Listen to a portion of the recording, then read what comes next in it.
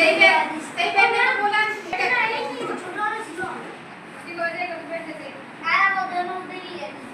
समुद्र के किनारे एक ऊंचा पर्वत था।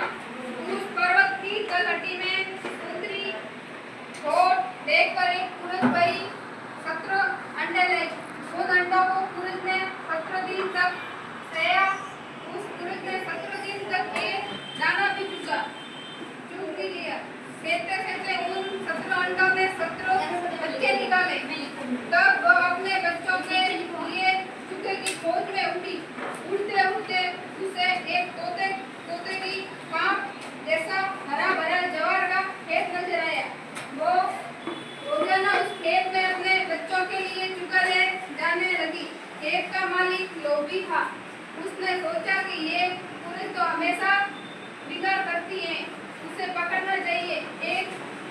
एक दिन उसने जवार के पौधे पर दूध की पाक का लेप कर दिया। पुरुष चुगे के लिए खेत में उतरी तो चिपक गई। पुरुष ने उड़ने के लिए छटपटाने लगी तो किसान ने आकर उसे पकड़ लिया, उसी केंद्री पर बांध दिया। कुछ समय के बाद चराने वाला गडरिया उधर से निकला तो फड़फड़ाहट करती हुई पुलिस ने करुण स्वर में गडरिये से विनती की।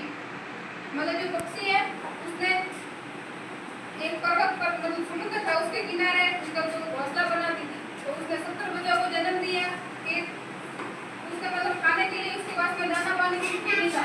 तो वो पास में खेत था जवार का हरा भरा, तो उस खेत में चली गई।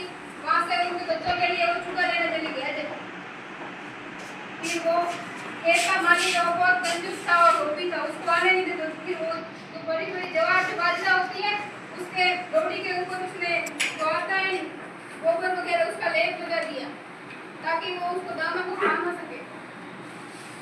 मैं चल करने दो तो बैठ जाओ तुम आगे आगे आगे बोल दूसरा पेज दिखा। सूरज की विनती सुनकर गडरिया को दया आ गई। मतलब जो कुछ जाती है जो गडरिया को भेड़ वगैरह चराने वाला आता है बकरियां वगैरह, उसने सूरज ने उस गडरिया को विनती की। फिर उसने उनकी विनती को स्वीकार किया, उस पर दया की, उसकी सहायता की। उसने खेत के मालिक से कहा कि छांट कर अच्छी एक भेड़ ले लो और नीली कुछ को छोड़ दो। मतलब जो भेड़िया था नहीं, भेड़िया का मालिक उसने बोला कि एक भेड़ कोई भी मेरे पास से ले लो और आप पूजा को दाने